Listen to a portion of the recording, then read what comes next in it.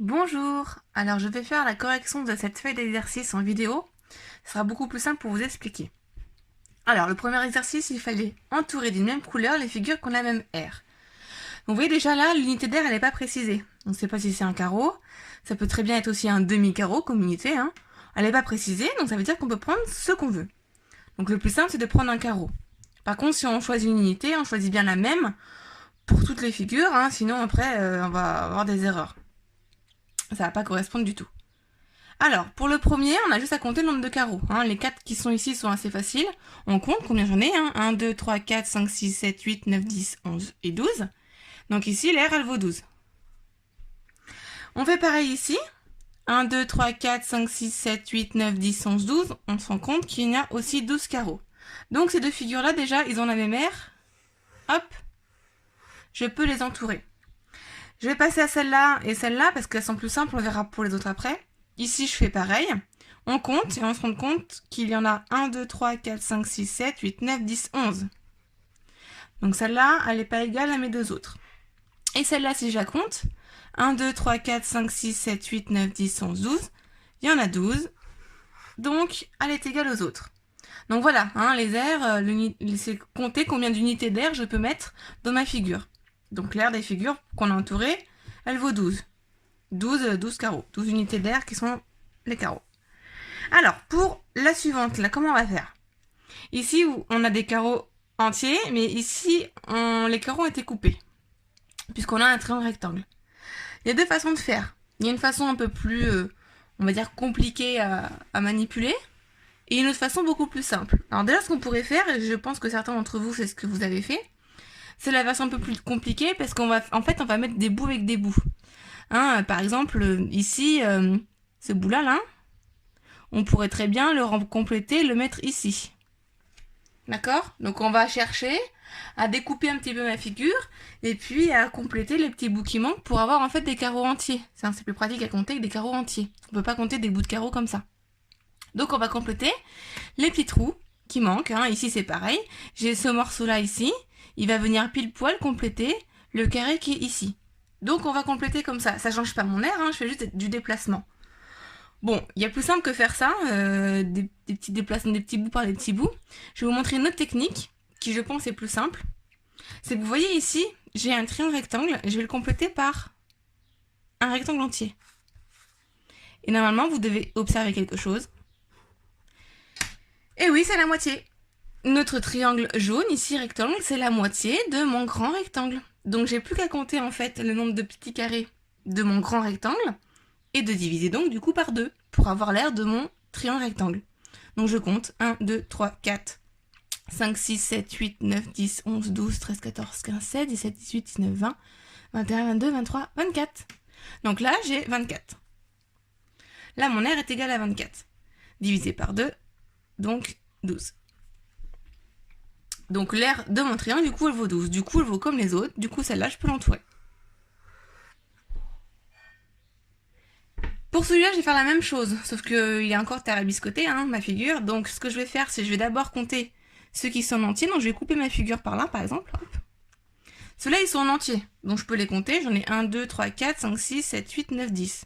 Je vais mettre 10 de côté. Ici, si je coupe ici, là, si je partage encore ma figure, en fait, je vais chercher à partager, à faire des découpages, en fait. Voilà, j'ai fait des découpages. Là, j'ai fait un découpage, vous voyez, j'ai un rectangle. Et là, vous voyez, j'ai un triangle qui fait pile poil la moitié de mon rectangle.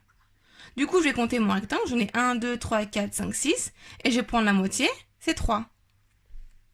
Là, c'est pareil, je vous ai fait un rectangle. Et on en a encore la moitié. Donc 1, 2, 3, 4, 5, 6, la moitié, c'est 3. Donc au total, j'en ai 10 plus 3 plus 3, donc 16. Et du coup, c'est pas égal aux autres. Pour celui-là, on fait exactement la même chose. Je vais découper comme ceci. Comme ça, là, j'ai que mes petits carreaux entiers. 1, 2, 3, 4, 5, 6, 7, 8. Et puis là, je vais découper comme ceci. C'est-à-dire que je vais faire un grand rectangle autour. Et vous voyez que... Je n'étais même pas obligée de faire ça, mais bon. Vous voyez que en fait, ici... je vais découper comme ça. Tac. Là, on a un rectangle, on a la moitié. Là, on a un rectangle, on a la moitié.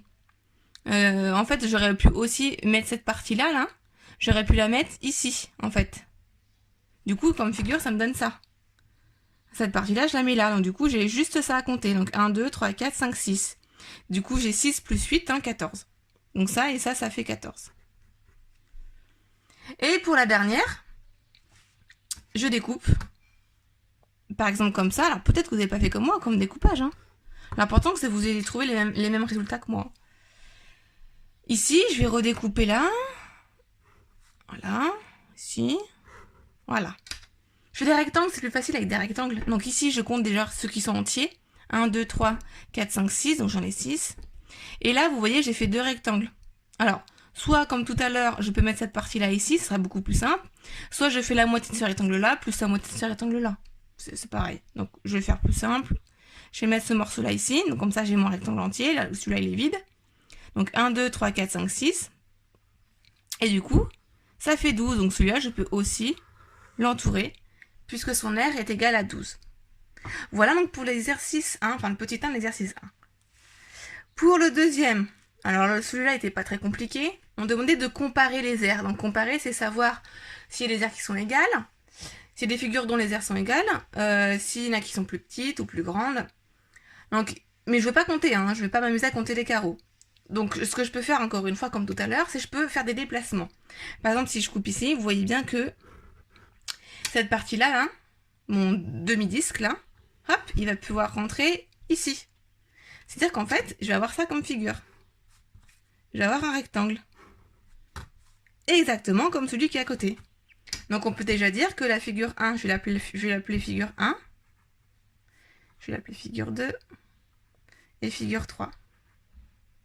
Donc la figure 1 et la figure 2 ont la même aire. Hein. Donc là, on écrit que la figure 1 et la figure 2 ont la même aire. On ne sait pas combien on s'en fiche, enfin si on peut calculer, hein. On compte le nombre de carreaux de celui-là, hein, ou de celui-là. Mais c'est pas ce qui est demandé. On demandait juste de comparer. Et on voit que la figure 3, par rapport à la figure 1 et la figure 2, vu qu'il en manque, hein, si je fais le même rectangle, hein, hop, voilà, mais il en manque, hein, il y a 2 trous, il y a 2 vides ici, hein. Il manque l'air d'un disque en fait. Donc ici, on va juste dire que la figure 3, hein, a une aire plus petite. Voilà. Donc voilà, c'était vraiment pas très compliqué. Alors pour l'exercice 2, on n'a plus des petits carreaux, mais on a en fait des triangles équilatéraux. Et on va d'abord calculer donc les périmètres de chacune des figures qui sont là. Donc pas ceux-là, hein, ça correspond à l'aire, en fait, aux unités d'air qu'on va prendre pour après. Donc ici, le périmètre, je vous rappelle que c'est le tour, hein, attention à ne pas confondre avec l'aire, hein, l'aire c'est l'intérieur, le périmètre c'est le tour. L'unité de longueur, je ne sais pas si vous l'avez vu, mais elle est ici, là, écrite. Donc l'unité de longueur, en fait, c'est un côté du triangle équilatéral. Donc ici, je vais compter tout simplement combien j'en ai. Donc je vais partir, alors le mieux c'est de partir d'un point, comme vous voulez, on va partir d'ici par exemple, faire tout le tour et de revenir au point de départ. Ça c'est beaucoup plus simple quand on fait le périmètre, hein, pour pas se tromper. Donc je compte, hein. 1, 2, 3, 4, 5, 6, 7 et 8. Donc le périmètre de ma figure 1, c'est 8. 8 unités de longueur, il est précisé ici. Figure 2, je fais la même chose, on trouve 5. Figure 3, vous faites la même chose, vous trouvez 12. Et pour la figure 4, on trouve 7.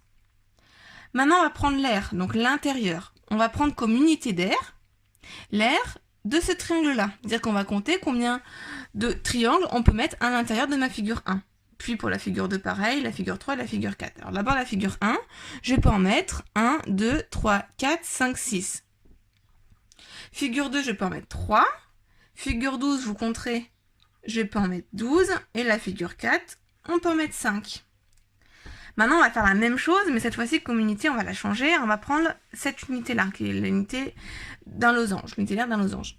Alors, soit on a la technique de tout recompter, soit si on est un petit peu malin, on peut voir que, en fait, dans mon losange, j'ai 2 fois l'aire de mon triangle. Donc, si j'ai 2 fois l'aire de mon triangle, forcément, chaque figure, son aire va être divisée par 2. Hein, ici, si je vous montre, hop, je vais découper comme ça pour bien voir. Donc là, j'ai un losange, 2 losanges, 3 losanges, hein. D'accord, donc je peux en mettre. J'ai bien divisé par 2. Et donc ici, si je fais pareil, hein, j'ai un losange et demi, hein, donc j'ai 1,5, hein, c'est bien la moitié de 3. Pour 12, on fait la moitié, ça me donne 6, je peux en mettre 6. Et pour le dernier, je peux en mettre 2,5. Donc voilà pour cette feuille d'exercice.